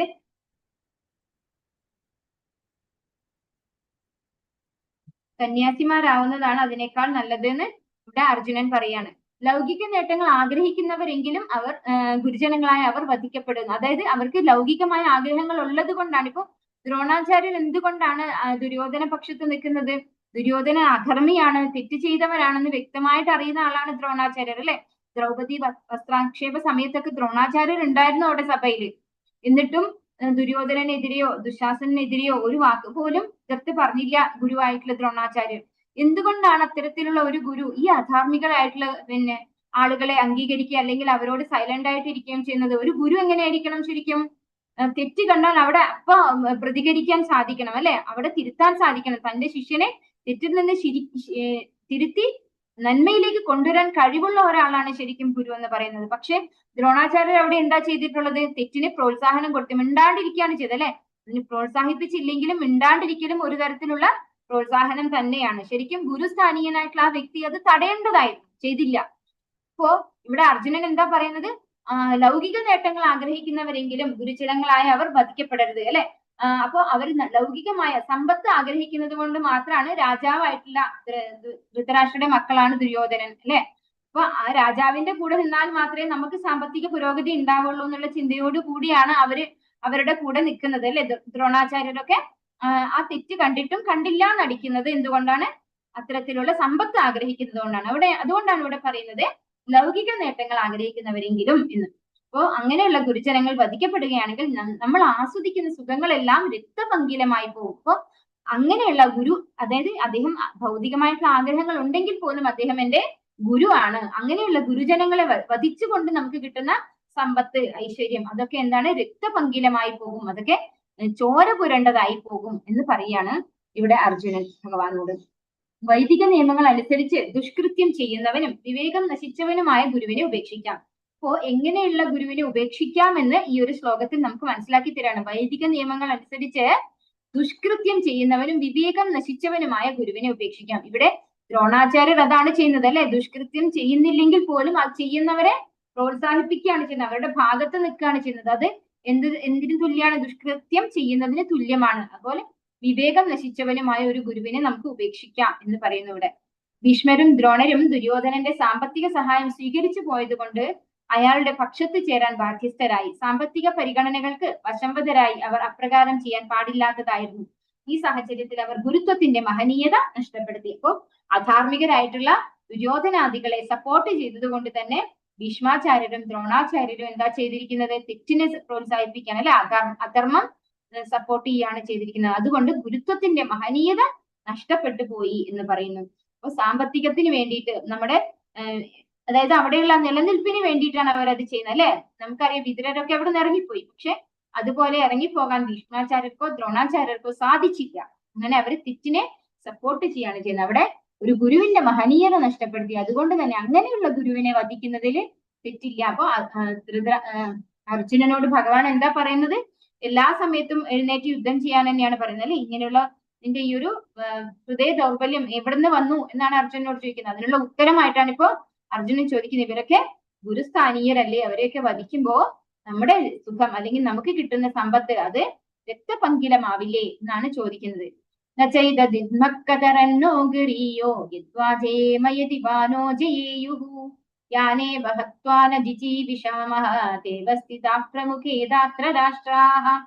അവരെ ജയിക്കുന്നതോ അവരാൽ തോൽപ്പിക്കപ്പെടുന്നതോ ഏതാണ് നല്ലതെന്ന് നമുക്ക് അറിഞ്ഞുകൂടാ. ധൃതരാഷ്ട്രപുത്രന്മാരെ കൊന്നിട്ട് നാം ജീവിച്ചിരുന്നിട്ട് എന്തു കാര്യം? എങ്കിലും അവർ ഇപ്പോൾ ഈ യുദ്ധത്തിനായി നമ്മുടെ മുമ്പാകെ നിൽക്കുന്നു. ഇപ്പോ വീണ്ടും അർജുനൻ സ്വന്തം ആ ഒരു ബുദ്ധിമുട്ട്, അല്ലെ? അതാണ് അർജുനൻ ഭഗവാനെ അറിയിക്കുന്നത്. അവരെ ജയിക്കുകയോ തോൽപ്പിക്കുകയോ എന്താണ് നല്ലതെന്ന് എനിക്ക് അറിയില്ല, അല്ലെ? അവരുടെ മുന്നിൽ ഞാൻ തോറ്റു കൊടുക്കണോ അല്ല അവരെ ഞാൻ ജയിക്കണോ എനിക്ക് അറിഞ്ഞുകൂടാ. ധൃതരാഷ്ട്രപുത്രന്മാരെ കൊന്നിട്ട് നാം ജീവിച്ചിരുന്നിട്ട് എന്ത് കാര്യം? ഇപ്പോ ധൃതരാഷ്ട്രപുത്രന്മാരെ എന്ന് പറയുമ്പോഴും ഇവിടെ അർജുനന്റെ ഉള്ളിൽ അവരൊക്കെ എന്താണ്? സഹോദരന്മാരാണ്, അല്ലെ? വലിയച്ഛന്റെ മക്കളാണ്. അപ്പൊ അവരൊക്കെ സഹോദരന്മാരായിട്ടാണ് അർജുനൻ കാണുന്നത്. അപ്പൊ അവരെയൊക്കെ കൊന്നു കളഞ്ഞിട്ട് നമ്മൾ ജീവിച്ചിട്ട് എന്താ കാര്യം? എങ്കിലും അവർ ഇപ്പോൾ യുദ്ധത്തിനായി നമ്മുടെ മുമ്പാകെ നിൽക്കുന്നു. അപ്പൊ അവരെ ഒന്നും കൊല്ലാൻ ഇപ്പൊ അർജുനന് ആഗ്രഹമില്ല. അവർക്ക് ഒരുപാട് തെറ്റ് അർജുനനോട് ചെയ്തു കഴിഞ്ഞിട്ടുണ്ട്. പക്ഷെ എന്നിട്ടും അവരോട് മാപ്പ് കൊടുക്കാനുള്ള, അവര് ചെയ്ത തെറ്റൊക്കെ സാരമില്ല എന്ന് വെക്കാനുള്ള ഒരു മാനസിക അവസ്ഥ ആർക്കുണ്ട്? അർജുനുണ്ട്. ഇതൊക്കെ ഒരു ഭക്തന് മാത്രം ഉണ്ടാവുന്ന ക്വാളിറ്റീസ് ആണ്. ശരിക്കും ദുര്യോധനാദികൾക്ക് ഈ പറഞ്ഞ ഒന്നും തന്നെ ഇല്ല. സ്വന്തം അച്ഛന്റെ അനുജന്റെ മക്കളാണ് അവരെങ്കിൽ പോലും അവരെ ആരെയും കൊല്ലാൻ ആർക്കും മടിയില്ല. ദുര്യോധനന് മടിയില്ല. പക്ഷെ അർജുനന് തോന്നാണ് അവരെ ഒന്നും കൊന്നു കളഞ്ഞിട്ട് എനിക്ക് ഇതൊന്നും ആവശ്യമില്ല, അനുഭവിക്കേണ്ട ആവശ്യമില്ല, ഇതൊന്നും എനിക്ക് വേണ്ട എന്ന് തോന്നാണ് അർജുനന്റെ ഉള്ളില്. അർജുനൻ മഹാനായ ഒരു ഭഗവത് ഭക്തൻ മാത്രമല്ല, അത്യന്തം വിവേകശാലിയും സുനിയന്ത്രിതമായ മനസ്സും ഇന്ദ്രിയങ്ങളും ഉള്ളവനാണെന്നും വ്യക്തമാകുന്നുണ്ട്. അപ്പോ ഇത്രയും, അതായത് കരുണ അവരോട് കാണിക്കണമെങ്കിൽ എന്താണ്? അർജുനന്റെ മനസ്സ് അത്രയും സോഫ്റ്റ് ആയിരിക്കണം, അല്ലെ? അത് എത്രയോ തെറ്റുകൾ ചെയ്തു. സ്വന്തം ഭാര്യയായിട്ടുള്ള ദ്രൗപദിയെ വസ്ത്രാക്ഷേപം ചെയ്തവരാണ് അവരോട് പക്ഷെ പകയോ വിദ്വേഷമോ ആർക്കില്ല? അർജുനനില്ല. അപ്പൊ അത്രയും മനസ്സിന് നിയന്ത്രണമുള്ള വ്യക്തിയാണ്, ശുദ്ധഹൃദയനാണ്, ശുദ്ധ ഭക്തനാണ് എന്ന് നമുക്ക് ഇവിടെ നിന്ന് മനസ്സിലാക്കാം. രാജകുടുംബത്തിൽ പിറന്നവനാണെങ്കിലും താൻ ഭിക്ഷാടനത്താൽ ജീവിച്ചു കൊള്ളാമെന്ന നിലപാട് അദ്ദേഹത്തിന്റെ നിസ്സംഗതയെ വെളിപ്പെടുത്തുന്നു. അപ്പോ നമുക്ക് ഈ ഗുരുക്കന്മാരെ കൊന്നിട്ട് കിട്ടുന്ന സമ്പത്തിനേക്കാൾ നല്ലത് ഭിക്ഷാടനമാണ് എന്ന് ചിന്തിക്കുന്നു അർജുനൻ, അല്ലെ? അദ്ദേഹത്തിന്റെ നിസ്സംഗതയെ വെളിപ്പെടുത്തുന്നു. തന്റെ ആത്മീയ ഗുരുവായ കൃഷ്ണന്റെ നിർദ്ദേശങ്ങളിലുള്ള ദൃഢവിശ്വാസവും സ്വതസിദ്ധമായ ഗുണവിശേഷങ്ങളും കൂടി ചേർന്നപ്പോൾ അദ്ദേഹത്തിന്റെ ധർമ്മിഷ്ഠതയ്ക്ക് മാറ്റുകൂട്ടുന്നു. അപ്പോ ഇവിടെ പറയാണ് ആത്മീയ ഗുരുവായിട്ട്, അതായത് ദ്രോണാചാര്യർ ആരാണ്? അർജുനന്റെ ആയോധന കലയിലെ ഗുരുനാഥനാണ്, അല്ലെ? ആത്മീയ ഗുരുവായിട്ട് ഭഗവാനെയാണ് അർജുനൻ തിരഞ്ഞെടുത്തിട്ടുള്ളത്. അതുകൊണ്ടാണ്, അതിനാണ് അടുത്ത ശ്ലോകം വരുന്നത്. അതാണ്. അപ്പൊ അങ്ങനെയുള്ള ഭഗവാന്റെ നിർദ്ദേശങ്ങൾ എന്തും അനുസരിക്കാൻ തയ്യാറുള്ള ഒരു മാനസിക അവസ്ഥയിലായിരുന്നു അർജുനൻ ഉണ്ടായിരുന്നത്. അപ്പൊ ഇതൊക്കെ ഈ സ്വതസിദ്ധമായ ഗുണവിശേഷങ്ങളും കൂടി ചേർന്നപ്പോൾ അദ്ദേഹത്തിന്റെ ധർമ്മിഷ്ഠതയ്ക്ക് മാറ്റുകൂടുന്നു എന്ന് പറയുന്നു. അർജുനൻ മോക്ഷപ്രാപ്തിക്ക് സർവ്വതാ യോഗ്യനാണെന്ന് ഇതിൽ നിന്നും വ്യക്തമാകുന്നു. അപ്പൊ ഏതൊരു വ്യക്തിയാണ് മോക്ഷത്തിന് യോഗ്യനായിട്ടുള്ളത്? അപ്പൊ ഇത്രയും ഗുണങ്ങളുള്ള ഒരു വ്യക്തിക്കാണ് മോക്ഷം, അതായത് ഈ ഭൗതിക മതയിൽ നിന്നും മോക്ഷം കിട്ടാനുള്ള യോഗ്യത അർജുനൻ ഉണ്ടെന്ന് ഈ ഒരു ക്വാളിറ്റി അർജുനൻ പറയാണ്. ഗുരുവിനെ കൊല്ലാൻ പാടില്ല, അല്ലെ? ഇതൊക്കെ എന്താണ്? ഒരു ശുദ്ധ ഭക്തന്റെ ഉള്ളിൽ വരുന്ന കാര്യമാണ്. അർജുനൻ അപ്പോ മോക്ഷപ്രാപ്തിക്ക് യോഗ്യനായിട്ടിരിക്കുന്നു. കാർപ്പണ്യ ദോഷോപഹത സ്വഭാവഃ പൃച്ഛാമി ത്വാം ധർമ്മ സമ്മൂഢചേതാഃ യശ്രേയസ്യ നിശ്ചിതം ബ്രൂഹി തന്മേ ശിഷ്യസ്തേഹം ശാന്തി മാം ത്വാം പ്രപന്നം. ഹരേ കൃഷ്ണ. ഇത് വളരെ ഇമ്പോർട്ടന്റ് ആയിട്ടുള്ള ഒരു ശ്ലോകമാണ്, എല്ലാവരും പഠിക്കേണ്ട ശ്ലോകമാണ്. ഈ ലെവൽ 2 കുറച്ച് ശ്ലോകങ്ങൾ പഠിപ്പിക്കുന്നുണ്ടെന്ന് പറയുന്നുണ്ട്. അപ്പോ ഈ ഒരു ശ്ലോകം എല്ലാവരും പറ്റുമെങ്കിൽ പഠിക്കുന്നത് വളരെ നല്ലതായിരിക്കും. ഇത് അർജുനൻ ഭഗവാന് ശിഷ്യപ്പെടുന്ന ഒരു ശ്ലോകമാണ്. ശിഷ്യസ്തേഹം ശാന്തി മാം ത്വാം പ്രപന്നം. ഒരു ശിഷ്യൻ എങ്ങനെയാണ് ഗുരുവിന്റെ മുന്നില് സമർപ്പിക്കപ്പെടുന്നത് എന്നത് ഈ ഒരു ശ്ലോകത്തിലൂടെ നമുക്ക് മനസ്സിലാക്കാം. ദൗർബല്യം കൊണ്ട് ആത്മനിയന്ത്രണം നഷ്ടപ്പെട്ട എനിക്ക് കൃത്യനിർവഹണത്തെ പറ്റി ഒന്നും വ്യക്തമാകുന്നില്ല. ഈ അവസ്ഥയിൽ എനിക്ക് എന്താണ് യോജിച്ചതെന്ന് പറഞ്ഞു തരണം. ഞാനിപ്പോൾ അങ്ങേ ശരണം പ്രാപിച്ച ശിഷ്യനാണ്, ദയവായി ഉപദേശം തന്നാലും. അപ്പൊ ഇതാണ് ഒരു ശിഷ്യന്റെ മാനസിക നില. അതായത് ഞാൻ എന്താണ്, ദൗർബല്യം കൊണ്ട് ആത്മനിയന്ത്രണം നഷ്ടപ്പെട്ട എനിക്ക് കൃത്യനിർവഹണത്തെ പറ്റി ഒന്നും വ്യക്തമാകുന്നില്ല. അപ്പോ നമ്മൾ കണ്ടു അർജുനന്റെ സിറ്റുവേഷൻ. അർജുനൻ ഈ അമ്പും വില്ലും ഒക്കെ വിട്ട് ആവനാഴിയൊക്കെ ഇട്ട് തേരിൽ കുത്തിയിരുന്ന് കരയാൻ തുടങ്ങി. അതാണ് അർജുനന്റെ അവസ്ഥ. ഈ ഓപ്പോസിറ്റിൽ നിൽക്കുന്ന ഭീഷ്മാചാര്യനെയും ദ്രോണാചാര്യൻ എന്ന ഗുരുവിനെയും അതുപോലെ തന്റെ ബന്ധുക്കളെയും ഒക്കെ കണ്ടു കഴിഞ്ഞപ്പോ അവരെയൊക്കെ കൊന്നു കഴിഞ്ഞിട്ട് കിട്ടുന്ന സൗഭാഗ്യം എനിക്ക് വേണ്ട, അതുപോലെ ഗുരുവിനെ കൊന്നു കഴിഞ്ഞാൽ എനിക്ക് കിട്ടുന്ന സർവ്വ ഐശ്വര്യങ്ങളിലും രക്തം കലർന്നതാവും എന്ന് അർജുനൻ കരുതുന്നു. അതുപോലെ ഇവരെയൊക്കെ കൊന്നു കളഞ്ഞിട്ട് എനിക്ക് ഒരു സമ്പത്തും ഐശ്വര്യവും 14 ലോകം തന്നെ കിട്ടാന്ന് പറഞ്ഞാലും എനിക്ക് വേണ്ട എന്ന് പറഞ്ഞിരിക്കുന്ന അർജുനൻ പറയാണ് ഭഗവാന്റെ അടുത്ത്, ദൗർബല്യം കൊണ്ട്, എന്താണ് ഈ ദൗർബല്യം? ഹൃദയ ദൗർബല്യം, അല്ലെ? ഹൃദയ ദൗർബല്യം കൊണ്ട് ആത്മനിയന്ത്രണം നഷ്ടപ്പെട്ട് എനിക്ക് എന്ത് ചെയ്യണം എന്ത് ചെയ്യണ്ട എന്ന് തിരിച്ചറിയാൻ പറ്റുന്നില്ല. അപ്പൊ എന്താണ് ഈ അവസ്ഥയിൽ എനിക്ക് യോജിച്ചത് എന്ന് പറഞ്ഞു തരേണ്ടത് ആരാണ്? നമ്മുടെ ആത്മീയ ഗുരുവാണ്, അല്ലെ? ആത്മീയ ഗുരു. അങ്ങനെ ഭഗവാന് ശിഷ്യപ്പെടുകയാണ് ഇവിടെ. ഞാൻ ഇപ്പോൾ അങ്ങേ ശരണം പ്രാപിച്ച ശിഷ്യനാണ്, ദയവായി ഉപദേശം തന്നാലും. ഇപ്പോ ഭഗവാന് സമർപ്പിക്കുകയാണ് സ്വയം അർജുനൻ. ജീവിത ലക്ഷ്യം നിറവേറ്റാൻ ഉതകുന്ന വഴി കാട്ടിത്തരാൻ കഴിവുള്ള വിശ്വാസിയനായ ഒരു ആധ്യാത്മിക ഗുരുവിനെ സമീപിക്കേണ്ടതാണ്. അപ്പൊ നമുക്ക് എന്താണ് യഥാർത്ഥത്തിലുള്ള ജീവിത ലക്ഷ്യം? നമ്മൾ വിചാരിക്കുമ്പോൾ ഒരു ആത്മീയ ഗുരുവിനെ നമ്മുടെ ജീവിത ലക്ഷ്യം, നമ്മളെ ഡോക്ടർ ആവുക, എഞ്ചിനീയർ ആവുക ഒക്കെയാണ് ജീവിതത്തിന്റെ ലക്ഷ്യമായിട്ട് കാണുന്നതെങ്കിൽ ഒരു ആത്മീയ ഗുരുവിന് അത് സാധിച്ചു തരാൻ സാധിക്കോ എന്നൊരു ചോദ്യം വന്നേക്കാം. പക്ഷെ ഒരു ജീവിതത്തിന്റെ യഥാർത്ഥ ലക്ഷ്യം എന്ന് പറയുന്നത് ഈ ഭൗതികമായിട്ടുള്ള എഡ്യൂക്കേഷൻ സമ്പാദിക്കലോ അല്ലെങ്കിൽ വലിയ ജോലി സമ്പാദിക്കലോ വലിയ സാലറി കിട്ടലോ ഒന്നും തന്നെയല്ല.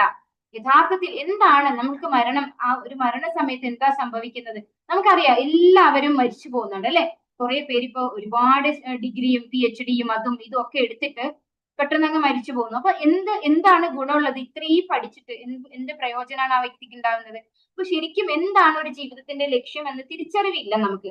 അതുകൊണ്ടാണ് നമ്മൾ വിചാരിക്കുന്നത് നമ്മൾ വലിയ ക്വാളിഫൈഡ് ആയി കഴിഞ്ഞാൽ നല്ലതാണ്, അല്ലെങ്കിൽ വലിയ ജോലി കിട്ടിക്കഴിഞ്ഞാൽ നല്ലതാണ്, അപ്പൊ നമ്മുടെ ജീവിത ലക്ഷ്യം സഫലീകരിക്കും എന്നൊക്കെ നമ്മൾ തെറ്റായി ധരിക്കുകയാണ് ചെയ്യുന്നത്. പക്ഷെ യഥാർത്ഥത്തിലുള്ള ജീവിതത്തിന്റെ ലക്ഷ്യം എന്താണെന്ന് ആർക്ക് മാത്രമേ പറഞ്ഞു തരാൻ പറ്റുള്ളൂ? ഒരു ആധ്യാത്മിക ഗുരുവിന് മാത്രമേ പറഞ്ഞു തരാൻ സാധിക്കുള്ളൂ. ആത്മസാക്ഷാത്കാരത്തിന്റെ ശാസ്ത്രം അറിയാതെ മനുഷ്യൻ എന്ന നിലയിൽ ജീവിത പ്രശ്നങ്ങളെ പരിഹരിക്കാതെ പട്ടികളെയും പൂച്ചകളെയും പോലെ ഈ ലോകം ത്യജിക്കുന്നവൻ കൃപണനാണ്.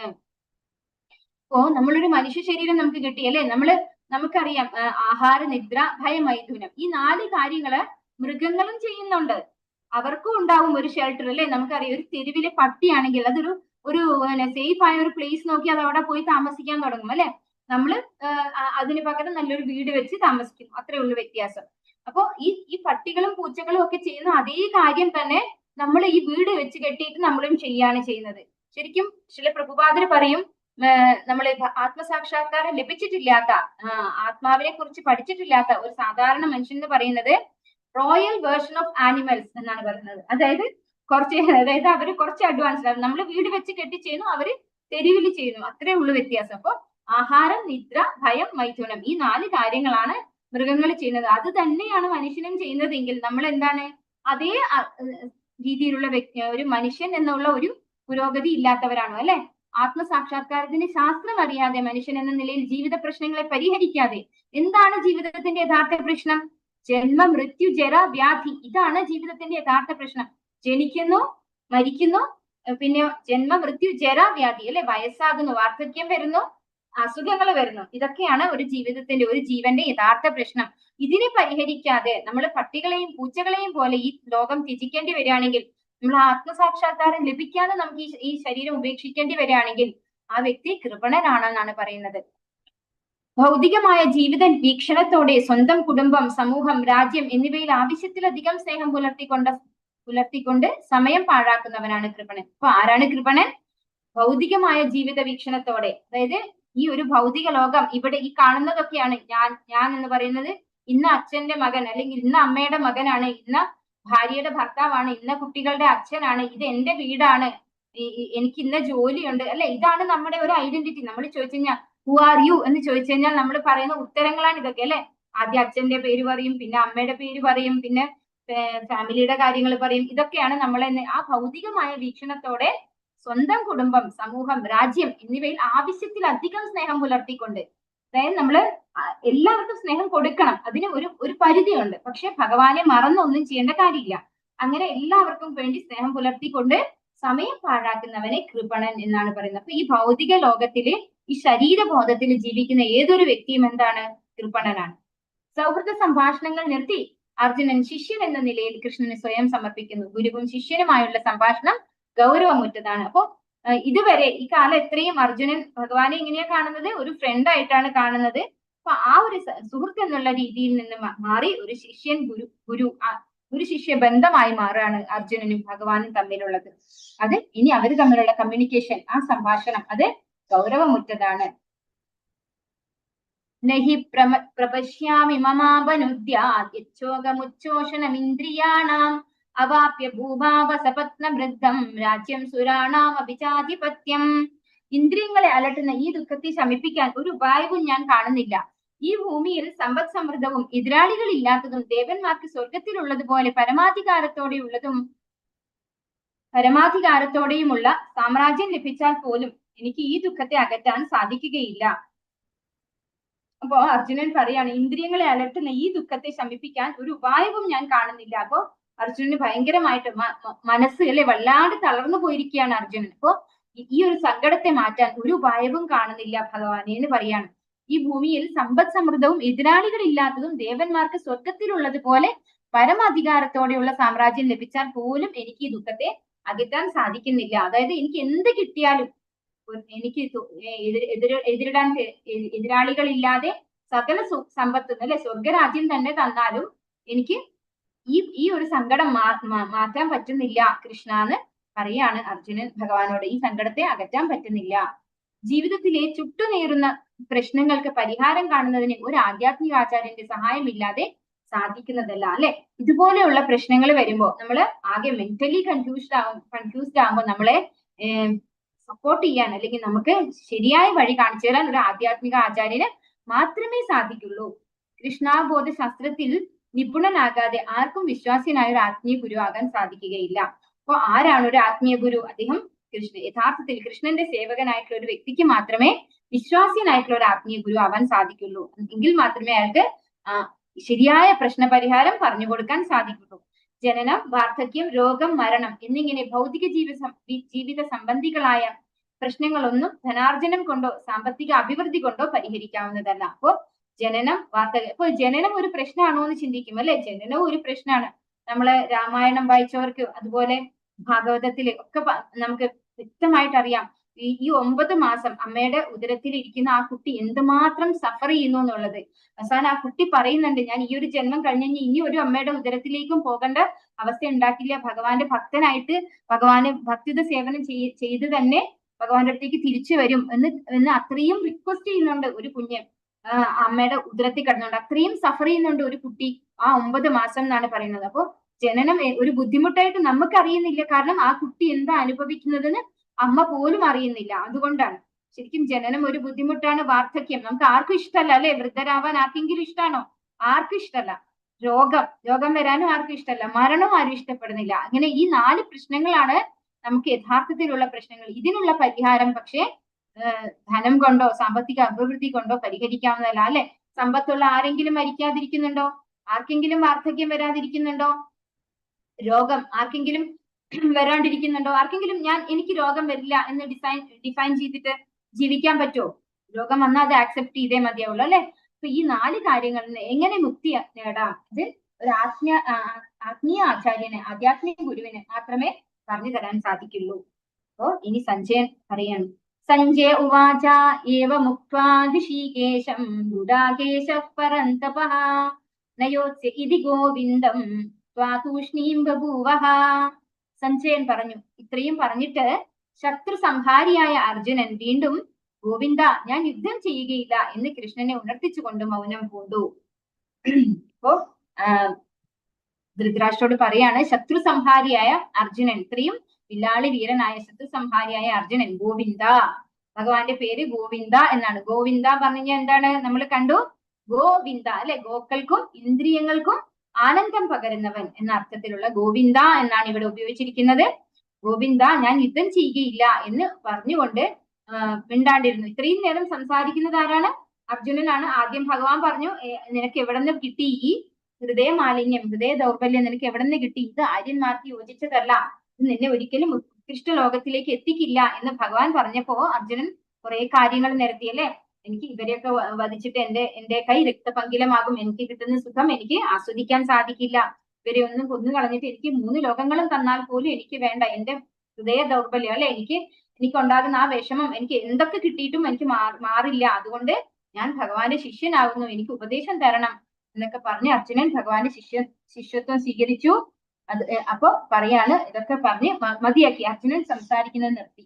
അർജുനൻ യുദ്ധം ചെയ്യാതെ പോർക്കളം വിട്ട് ഭിക്ഷാടനത്തിനായി പുറപ്പെടുന്നു എന്നറിയുമ്പോൾ ധൃതരാഷ്ട്രക്ക് വലിയ സന്തോഷമായിരുന്നിരിക്കണം. എന്നാൽ സഞ്ജയൻ അദ്ദേഹത്തെ പരന്തപഃ, ശത്രുക്കളെ സംഹരിക്കാൻ കഴിവുള്ളവൻ എന്ന പദപ്രയോഗം കൊണ്ട് നിരാശപ്പെടുത്തി. ഇപ്പോ അന്ധനായിട്ടുള്ള ധൃതരാഷ്ട്രം വിചാരിക്കുന്നത് എന്താണ്? ഇപ്പൊ സഞ്ജയൻ ഇങ്ങനെ പറഞ്ഞു കൊടുക്കുമ്പോൾ അർജുനൻ പേരിൽ തളർന്നിരിക്കുന്നു എന്ന് പറയുമ്പോൾ വില്ലാളി വീരനായിട്ടുള്ള അർജുനൻ തോറ്റതുപോലെയായി അല്ലെ. അദ്ദേഹം ഇനി യുദ്ധം ചെയ്യില്ല എന്നൊരു ചിന്താഗതി ആർക്ക് വന്നിട്ടുണ്ടാവണം? ധൃതരാഷ്ട്രക്ക് വന്നിട്ടുണ്ടാവണം. പക്ഷെ അവിടെ അതിനെ നിരാശപ്പെടുത്തിക്കൊണ്ടാണ് പരന്തപ എന്ന വാക്ക് സഞ്ജയൻ അർജുനനെ വിശേഷിപ്പിച്ചത്. അതായത് പരന്തപ എന്ന് പറഞ്ഞാൽ ശത്രുക്കളെ കീഴടക്കുന്നവൻ എന്നാണ് അർത്ഥം. അപ്പൊ അങ്ങനെയുള്ള പദപ്രയോഗം കൊണ്ട് അർജുനൻ തന്നെ വിജയിക്കുള്ളൂ എന്ന് ആര് പറഞ്ഞു കൊടുക്കാണ്? എന്തുകൊണ്ടാണ്? സഞ്ജയൻ അറിയാം ഭഗവാൻ ശ്രീകൃഷ്ണൻ ആരാണെന്ന് അല്ലെ. ആ ഭഗവാൻ കൂടെ ഉണ്ടാകുമ്പോൾ അർജുനൻ ഒരിക്കലും പരാജയം ഉണ്ടാവില്ല എന്ന് സഞ്ജയൻ ഉറപ്പാണ്. അതുകൊണ്ട് തന്നെയാണ് സഞ്ജയൻ പറയുന്നത് പരന്തപ എന്ന്.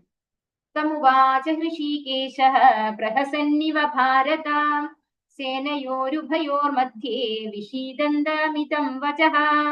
അല്ലയോ ഭാരത, ഇപ്പോൾ ഇരു സൈന്യങ്ങളുടെയും നടുവിൽ വെച്ച് മന്ദഹാസത്തോടെ കൃഷ്ണൻ ദുഃഖിതനായ അർജുനനോട് പറഞ്ഞു.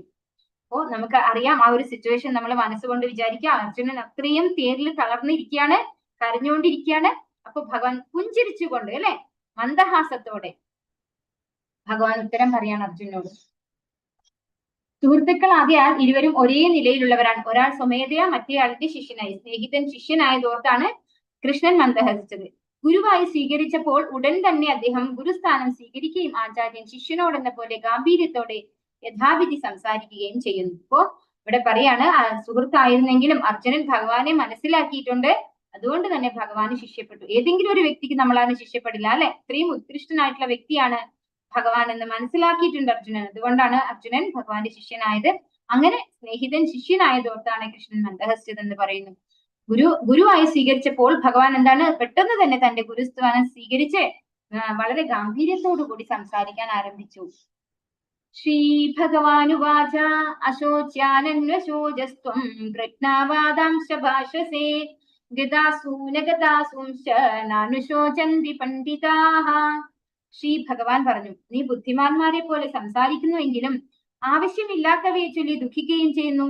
ബുദ്ധിമാന്മാർ ജീവിക്കുന്നവരെ ചൊല്ലിയാകട്ടെ മരിച്ചവരെ ചൊല്ലിയാകട്ടെ വിഷമിക്കാറില്ല. ഇപ്പോ നമ്മൾ കണ്ടു കുറെ സമയം അർജുനൻ സംസാരിക്കുന്ന അല്ലെ, നമ്മള് 1-ാമത്തെ അധ്യായം മുതൽ നമ്മൾ കാണാൻ അർജുനൻ രണ്ട് സൈന്യത്തിന്റെ നടുവിൽ കൊണ്ടുപോയി നിർത്തിയപ്പോ തൊട്ട് അർജുനൻ സംസാരിക്കുകയാണ്. കുറെ കാര്യങ്ങള് നിരത്തി കഴിഞ്ഞു ഭഗവാന്റെ അടുത്ത് അല്ലെ. അവർക്ക് എന്താണ് വർണ്ണസങ്കര സംഭവിക്കും, കുലം മുടിഞ്ഞു പോകും, അങ്ങനെ ഓരോ കാരണങ്ങൾ നിരത്തി അവസാനം എന്താണ് ഗുരുവിനെ വധിച്ചു കഴിഞ്ഞാൽ രക്തപങ്കിലമാവും നമുക്ക് കിട്ടുന്ന ഐശ്വര്യങ്ങൾ, ഗുരുവിനെ വധിക്കാൻ പാടില്ലാത്തതല്ലേ, അവരൊക്കെ പൂജാർഹരല്ലേ, ഇങ്ങനെ കുറെ കാര്യങ്ങൾ അർജുനൻ പറഞ്ഞു. അതാണ് ഇവിടെ പറയുന്നത്, നീ പണ്ഡിതന്മാരെ പോലെ സംസാരിക്കുന്നു അല്ലെ.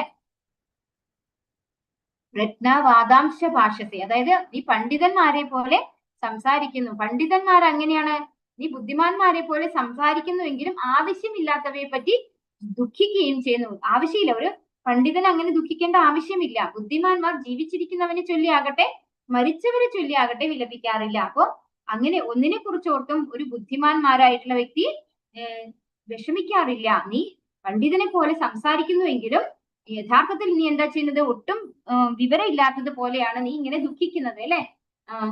അതാണ് ഇവിടെ അർജുനനോട് പറയുന്നത്. അറിവെന്നാൽ പദാർത്ഥത്തിനെയും ജീവാത്മാവിനെയും രണ്ടിന്റെയും നിയന്താവായ പുരുഷനെയും കുറിച്ചുള്ള ജ്ഞാനമാണെന്ന് അടുത്ത അധ്യായങ്ങളിൽ വിശദീകരിക്കപ്പെടുന്നുണ്ട്. ഇന്നല്ലെങ്കിൽ നാളെ മണ്ണടിയാൻ വിധിക്കപ്പെട്ടിട്ടുള്ളതാണ് ശരീരം. ആത്മാവിനെ പോലെ പ്രാധാന്യം ശരീരത്തിനില്ല. ഇതറിഞ്ഞ ആ വ്യക്തി ശരിക്കും വിജ്ഞാനിയാണ്. അപ്പൊ ഇവിടെ എന്താ പറയുന്നത്, എന്താണ് യഥാർത്ഥത്തിലുള്ള ജ്ഞാനം? ജ്ഞാനം എന്ന് പറഞ്ഞാല് മെറ്റീരിയലിനെ കുറിച്ച് അല്ലെ, അതായത് പദാർത്ഥത്തിനെ കുറിച്ചും ജീവാത്മാവിനെ കുറിച്ചും രണ്ടിന്റെയും നിയന്താവായ ഭഗവാനെ കുറിച്ചും. ഇപ്പൊ 3 കാര്യങ്ങൾ എന്താണ്, ഒന്ന് മെറ്റീരിയൽ, അതായത് ഇവിടെയുള്ള ഭൗതികമായ പദാർത്ഥത്തിനെ കുറിച്ചും, പിന്നെ ജീവാത്മാവ്, ഓരോ ജീവാത്മാവിനെ കുറിച്ചും. നമ്മൾ ആരാണ് എന്ന് ചോദിച്ചാൽ ഈ ശരീരമാണ്. ശരീരം എന്താണ്, മെറ്റീരിയൽ ആണ്. ജീവാത്മാവ് എന്ന് പറയുന്നത് എറ്റേണൽ ആണ്, ശാശ്വതനായിട്ടുള്ള ജീവാത്മാവാണ്. ഇതിന് രണ്ടിനെയും നിയന്ത്രിക്കുന്ന ഭഗവാൻ, പരമദിവ്യോത്തമ പുരുഷനായിട്ടുള്ള ഭഗവാനെ കുറിച്ചുമുള്ള അറിവ്, അതാണ് യഥാർത്ഥത്തിലുള്ള ജ്ഞാനം. പിന്നെ ഇവിടെ ശരീരം എന്താണ്, ഇന്നല്ലെങ്കിൽ നാളെ മണ്ണടിയാൻ വിധിക്കപ്പെട്ടിട്ടുള്ളതാണ് ശരീരം. ആത്മാവിനെ പോലെ പ്രാധാന്യം ശരീരത്തിനില്ല. ഇതറിഞ്ഞ വ്യക്തി ശരിക്കും വിജ്ഞാനിയാണ്. പക്ഷെ ശരിക്കും നമ്മൾ എന്താ ചെയ്യുന്നത്, നമ്മൾ ഈ ശരീരമാണ് ഏറ്റവും കൂടുതൽ കംഫർട്ടബിൾ ആക്കാറ് അല്ലെ. ആത്മാവിനെ കുറിച്ച് നമ്മൾ ആരും ചിന്തിക്കാറേ ഇല്ല. അങ്ങനെ ഒരു സാധനം അതിന്റെ ഉള്ളിൽ ഉണ്ടെന്ന് പോലും നമ്മൾ അറിയാറില്ല. ഞാനെന്ന് പറഞ്ഞ ഈ ശരീരം, അത് തന്നെയാണ് നമ്മൾ ചിന്തിക്കാറുള്ളൂ. പക്ഷെ എന്താ പറയുന്നത്, ശരീരത്തിന് അത്രയും പ്രാധാന്യം ഇല്ല, ആത്മാവിനാണ് പ്രാധാന്യം ഉള്ളത്.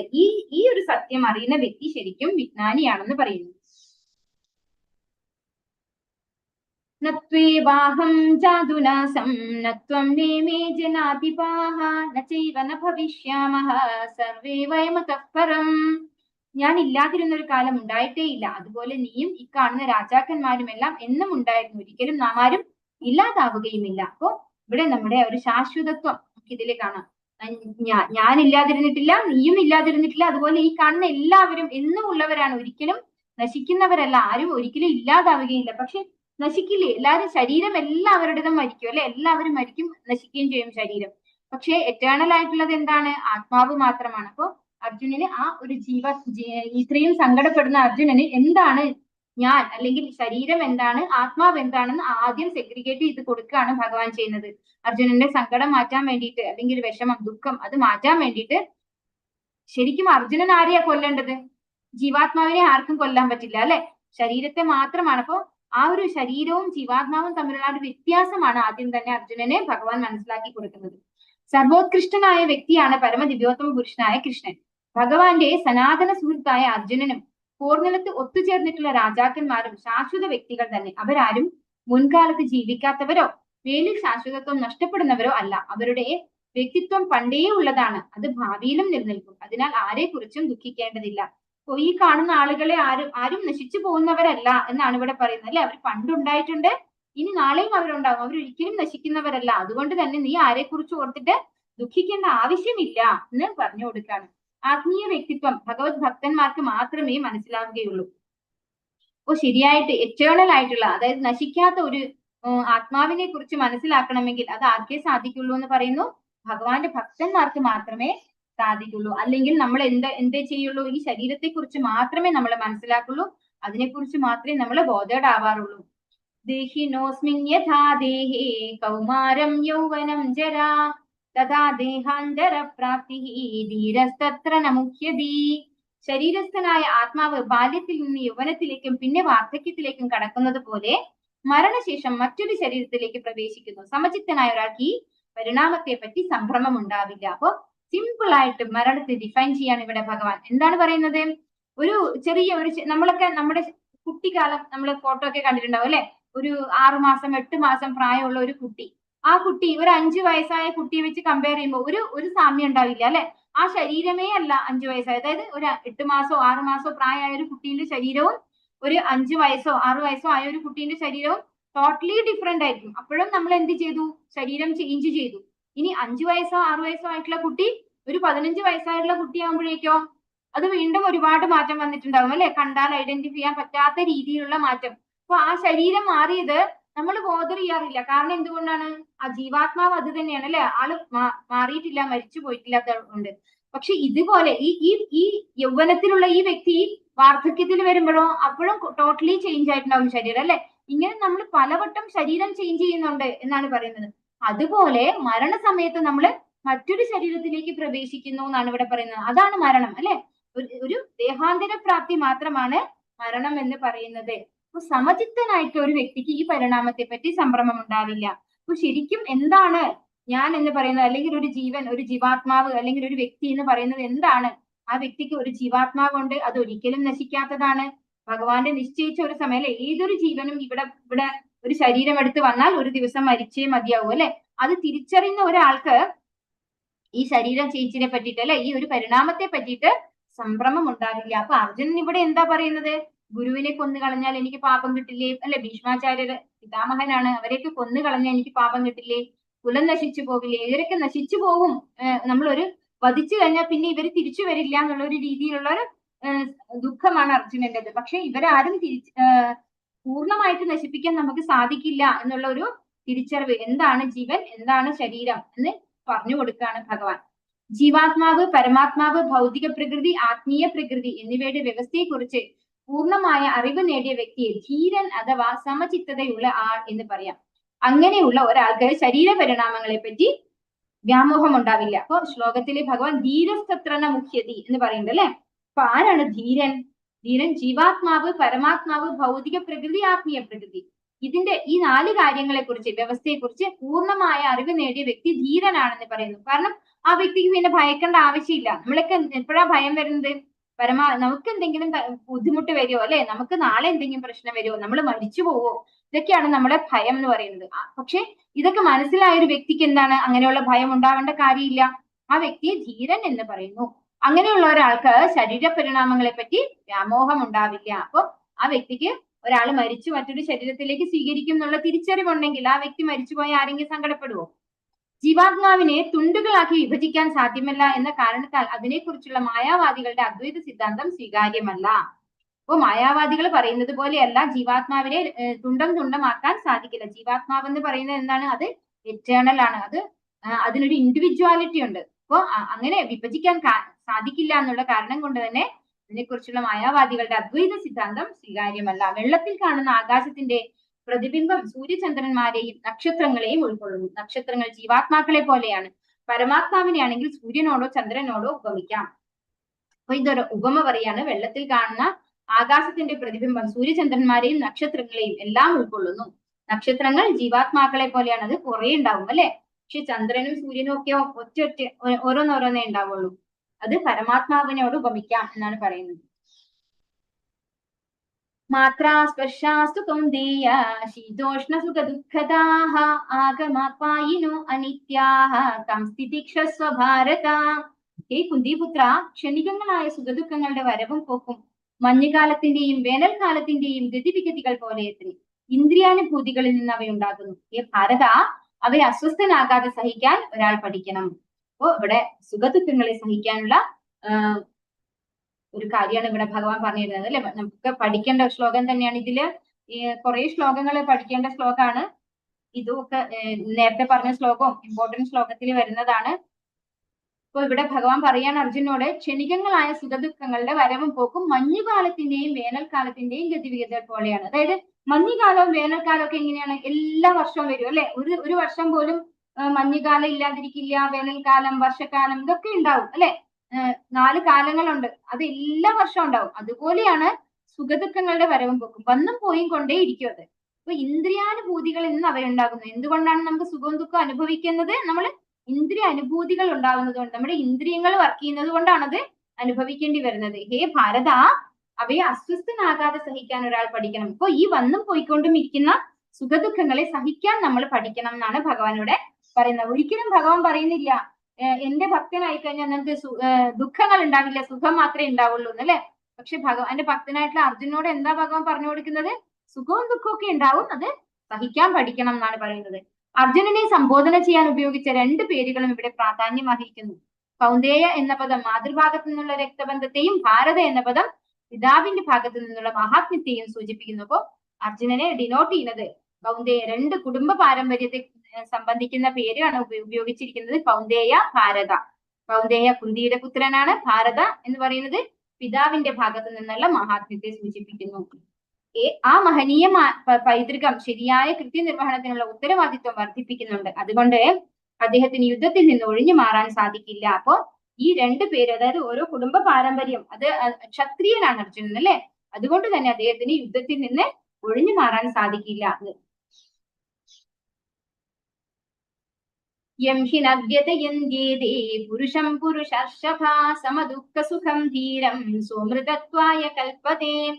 അല്ലയോ നരോത്തമ അർജുന, സുഖദുഃഖങ്ങളാൽ അസ്വസ്ഥനാകാതെ രണ്ടിലും സമനില കൈവിടാത്ത വ്യക്തി നിശ്ചയമായും മോക്ഷപ്രാപ്തിക്ക് അർഹനാണ്. അപ്പോൾ സുഖദുഃഖങ്ങളിൽ അസ്വസ്ഥനാകാത്ത ഒരു വ്യക്തിക്ക് മാത്രമേ മോക്ഷപ്രാപ്തി ഉള്ളൂ. എന്താണ് മോക്ഷം? ഈ ഭൗതിക മാലിന്യങ്ങളിൽ നിന്ന് മുക്തനാവണം അല്ലെ. നമ്മൾ ഈ ശരീരമല്ല ആത്മാവാണെന്നുള്ള തിരിച്ചറിവ് ഉണ്ടാകുമ്പോഴാണ് നമുക്ക് മോക്ഷം കിട്ടുള്ളൂ. അപ്പൊ അങ്ങനെ ഈ ഭൗതികമായിട്ടുള്ള ശരീരത്തിനെ സംബന്ധിക്കുന്ന സുഖദുഃഖങ്ങളിൽ അസ്വസ്ഥനാകുന്ന ഒരു വ്യക്തിക്ക് ഒരിക്കലും മോക്ഷത്തിന് അർഹതയില്ല എന്ന് പറയുന്നു. അപ്പൊ അർജുനനെ വിളിക്കുകയാണ് നരോത്തമ അല്ലെ. നരന്മാരിൽ അതായത് ഉത്തമനായിട്ടുള്ള വ്യക്തി, മനുഷ്യരിൽ ഉത്തമനായിട്ടുള്ള വ്യക്തി എന്നാണ് പറയുന്നത് അല്ലെ. അപ്പൊ അർജുനൻ എന്താണ്?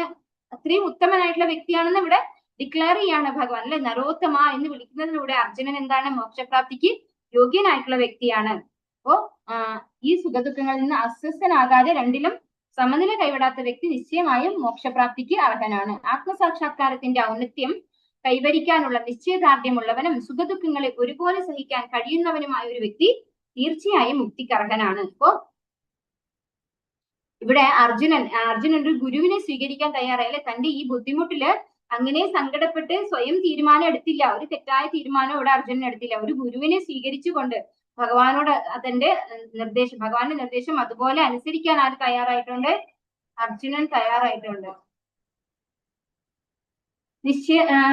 എന്താണ് ഇവിടെ പറയുന്നത്? ആത്മസാക്ഷാത്കാരത്തിന്റെ ഔന്നത്യം കൈവരിക്കാനുള്ള ദൃഢനിശ്ചയമുള്ളവൻ, നിശ്ചയദാർഢ്യമുള്ളവനും സുഖദുഃഖങ്ങളെ സഹിക്കാൻ കഴിയുന്നവനുമായ വ്യക്തി മുക്തിക്കർഹനാണ്. അപ്പോ ഇവിടെ അർജുനൻ ഇതിനൊക്കെ കഴിവുള്ള വ്യക്തിയാണ്. തൽക്കാലം ഒന്ന് തളർന്നു പോയെങ്കിലും അത് ഭഗവാന്റെ കൺട്രോളിൽ തന്നെയാണ് അർജുനനുള്ളത്. ഭഗവാനെ പരിപൂർണ വിശ്വാസത്തോടു കൂടിയാണ് ഭഗവാനെ സറണ്ടർ ചെയ്തിട്ടുള്ളത് അർജുനൻ. നാസതോ വിദ്യതേ ഭാവോ നാഭാവോ വിദ്യതേ സതഃ ഉഭയോരപി ദൃഷ്ടോന്തഃ ത്വനയോസ്തത്വദർശിഭിഃ. ഇല്ലാത്തതായ ഒന്നിന്, ഭൗതിക ശരീരം, നിലനിൽപ്പില്ല. സനാതനമായതിന്, ആത്മാവിന്, നാശവുമില്ല. തത്വദർശികൾ ഇത് കണ്ടറിഞ്ഞവരത്രേ. രണ്ടിന്റെയും സ്വഭാവങ്ങൾ അറിഞ്ഞതിനു ശേഷമാണ് അവർ ഈ വസ്തുത അംഗീകരിച്ചത്. അപ്പൊ ഈ ഭൗതിക ശരീരം എന്ന് പറയുന്നത് എന്താണ്? അത് കുറച്ചു നാളേക്ക് മാത്രമേ അല്ലെ. നമുക്ക് ഇല്ലാത്ത ഒന്നെന്ന് പറയുന്നത് എന്തുകൊണ്ടാണ്? നമ്മൾ ഇപ്പൊ നേരത്തെ ഉള്ള ഒരു ശ്ലോകത്തിൽ തന്നെ നമ്മൾ കണ്ടു, നമ്മൾ മരിച്ചു പോകുന്നില്ല. കുട്ടിയായപ്പോ നമ്മൾ കുറച്ച് വളരുമ്പോൾ നമ്മൾ ശരീരം ചേഞ്ച് ആയി. അപ്പൊ ഇല്ലാത്ത ഒന്ന് ഉണ്ടെന്ന് തോന്നിക്കല്ലേ നമുക്ക് ചെയ്യുന്നത്. നമ്മൾ എവിടെയെങ്കിലും കണ്ടോ? നമ്മൾ ഈ ശരീരം നമ്മളിപ്പോ എടുത്തപ്പോ എവിടെ നിന്നാണ് ഈ ശരീരം വന്നത്? നേരത്തെ ഉണ്ടായിരുന്ന ശരീരം വേറെയാണ്. അപ്പൊ നമ്മൾ ഈ ഇല്ലാത്തതൊന്ന് ചേഞ്ച് ആയിക്കൊണ്ടേയിരിക്കുകയാണ്. നമ്മൾ ഈ ഭൗതികമായിട്ടുള്ളത് എന്ന് പറയുന്നത് അതൊരിക്കലും ഒരുപോലെ ഇരിക്കുന്നില്ല. അത് എപ്പോഴും മാറിക്കൊണ്ടേയിരിക്കുകയാണ് ചെയ്യുന്നത്. പക്ഷേ ആത്മാവെന്ന് പറയുന്നത് അത് സനാതനമാണ്. അത് നമുക്ക് കാണാൻ കഴിയുന്നില്ല എന്ന് മാത്രമേ ഉള്ളൂ. പക്ഷെ അത് സനാതനമാണ്. ഒരിക്കലും അത് അതിൽ ഒരു ചേഞ്ചും സംഭവിക്കുന്നില്ല. തത്വദർശികൾ ഇത് കണ്ടറിഞ്ഞവരത്രേ. രണ്ടിന്റെയും സ്വഭാവങ്ങൾ അറിഞ്ഞതിന് ശേഷമാണ് അവർ ഈ വസ്തുത അംഗീകരിച്ചത്. അത് ഇവിടെ ഭഗവാൻ പറയാണ് ചെയ്യുന്നത്. അതായത് സനാതനമായിട്ടുള്ള നമ്മുടെ ആത്മാവിന്റെയും അതുപോലെ നശ്വരമായിട്ടുള്ള ശരീരവും ഇത് തിരിച്ചറിഞ്ഞിട്ടുള്ള ആളുകളാണ് തത്വദർശികളായിട്ടുള്ളവര്. ഇതിന്റെ രണ്ടിന്റെയും സ്വഭാവ വിശേഷങ്ങൾ അറിഞ്ഞതിന് ശേഷമാണ് അവരിത് അംഗീകരിച്ചിട്ടുള്ളത്, ഈ വസ്തുത അംഗീകരിച്ചിട്ടുള്ളത് എന്ന് പറയുന്നു. ആത്മാവും ദ്രവ്യവും തമ്മിലുള്ള വ്യത്യാസം ഇതാണ്. ദ്രവ്യം എന്താണ്? ഈ ശരീരമാണ് അല്ലെ, മെറ്റീരിയൽ ആണ്. പിന്നെ ആത്മാവ് എന്ന് പറയുന്നത് ശാശ്വതമായിട്ടുള്ള ആത്മാവ്. ആത്മാവും ദ്രവ്യവും തമ്മിലുള്ള വ്യത്യാസം ഇതാണ്. സ്വാഭാവികമായി ശരീരം നിരന്തരം മാറിക്കൊണ്ടിരിക്കുന്നതും ആത്മാവ് ശാശ്വതവും അത്ര എപ്പോഴും ചേഞ്ച് ചെയ്തുകൊണ്ടിരിക്കുന്നതാണ്. നമ്മള് ഒരു മാസം മുമ്പേ ചിലപ്പോൾ മെലിഞ്ഞ ശരീരമായിരിക്കും അല്ലെ. ഒരു മാസം കഴിയുമ്പോൾ നമ്മൾ ശരിക്കും ആഹാരം കഴിച്ചാൽ എന്താണ്? വണ്ണം വെച്ചിട്ടുണ്ടാവും, ശരീരം മാറിയിട്ടുണ്ടാവും അല്ലെ. കുറച്ച് ദിവസം ആഹാരം കഴിക്കാതിരുന്നാലോ ആ ശരീരം ടോട്ടലി ഡിഫറെന്റ് ആയി പോയിട്ടുണ്ടാവും. അപ്പൊ ശരീരം എന്ന് പറയുന്നത് എപ്പോഴും ചേഞ്ചിങ് ആണ്, ഒരിക്കലും ഒരുപോലെ ഇരിക്കില്ല. പക്ഷെ ആത്മാവ് എന്ന് പറയുന്നത് ഒരുപോലെയുള്ള, ഒരിക്കലും മാറ്റമില്ലാത്തതാണ്.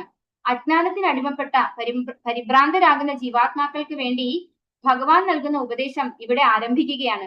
പൂജ്യനും പൂജകനും തമ്മിലുള്ള ശാശ്വത ബന്ധം പുനഃസ്ഥാപിക്കപ്പെടുകയും അങ്ങനെ പരമപുരുഷനും തദംശങ്ങളായ ജീവാത്മാക്കളും തമ്മിലുള്ള വ്യത്യാസം എന്തെന്ന് ബോധം ഉദിക്കുകയും ചെയ്യുമ്പോൾ അജ്ഞത ശമിക്കുന്നു. അപ്പോ ഭഗവാൻ ഇനി അങ്ങോട്ട് പറഞ്ഞു കൊടുക്കാൻ തുടങ്ങുകയാണ് അർജുനന്. എന്താണ് ശരീരം എന്നൊക്കെ, എന്താണ് ആത്മാവ്. പൂജ്യനും പൂജകനും തമ്മിലുള്ള ശാശ്വത ബന്ധം പുനഃസ്ഥാപിക്കപ്പെടുന്നു. അതായത് ഗുരു ശിഷ്യ ബന്ധം അല്ലെ, അതാണ് ഇവിടെ പറയുന്നത്. അങ്ങനെ പരമപുരുഷനും തദംശങ്ങളായ ജീവാത്മാക്കളും തമ്മിലുള്ള വ്യത്യാസം, ഭഗവാന്റെ ശാശ്വത അംശങ്ങളായിട്ടുള്ള ജീവാത്മാക്കളും തമ്മിലുള്ള വ്യത്യാസം എന്താണെന്നുള്ള തിരിച്ചറിവ് ഈ ഭഗവാൻ പറഞ്ഞു കൊടുക്കാൻ തുടങ്ങുകയാണ് ചെയ്യുന്നത് എന്ന് പറയുന്നു. ഇങ്ങനെ മനസ്സിലാക്കി കഴിയുമ്പോൾ നമ്മുടെ അജ്ഞത, അതായത് എന്താണ്? ജ്ഞാനം ഇല്ലാതിരിക്കലാണ് അജ്ഞത അല്ലെ. അപ്പൊ ആ ജ്ഞാനം, യഥാർത്ഥ ജ്ഞാനം നമുക്ക് ലഭിക്കുകയാണ് ചെയ്യുന്നത്. അപ്പോ അജ്ഞത ഇല്ലാതെയാവുന്നു. അവിനാശിതു തദ്വിദ്ധീയേന സർവമിദം തദം വിനാശമവ്യയസ്യാസ്യ ന കശ്ചിത് കർത്തുമർഹതി. ശരീരത്തിൽ എങ്ങും വ്യാപിച്ചിരിക്കുന്ന ആ സത്തയ്ക്ക് നാശമില്ലെന്ന് നീ അറിയുക. ആ അനശ്വരനായ ആത്മാവിനെ നശിപ്പിക്കാൻ ആർക്കും സാധിക്കുകയുമില്ല. അപ്പോ അർജുനൻ പറയുന്നുണ്ട്, എനിക്ക് ഇവരെ ആരെയും കൊന്നു കളയാൻ വയ്യാന്നല്ലേ. അപ്പൊ ഇവിടെ പറയുന്നു, ശരീരത്തിൽ എങ്ങും വ്യാപിച്ചിരിക്കുന്ന ആ സത്തയ്ക്ക് നാശമില്ലെന്ന് നീ അറിയുക. അപ്പോ ജീവാത്മാവ് ഈ ശരീരത്തിൽ മുഴുവൻ വ്യാപിച്ചിരിക്കുന്നു. ആ ജീവാത്മാവിനെ ആർക്കും നശിപ്പിക്കാൻ സാധിക്കില്ല. ആ നശ്വരനായ ആത്മാവിനെ നശിപ്പിക്കാൻ ആർക്കും സാധിക്കുകയില്ല എന്ന് ഭഗവാൻ പറയാണ് ഇവിടെ അർജുനനോട്. ആത്മാവിന്റെ സാന്നിധ്യത്തിന് തെളിവാണ് ദേഹത്തിൽ കുടികൊള്ളുന്ന വ്യക്തിപരമായ അവബോധം. അപ്പോ നമ്മുടെ ശരീരത്തിൽ മുഴുവൻ നമുക്ക് ഇതാക്കാൻ പറ്റുന്നുണ്ടല്ലേ. ആത്മാവ് എന്ന് പറയുന്നത് വളരെ 10,000-ൽ-1 അംശമാണ്.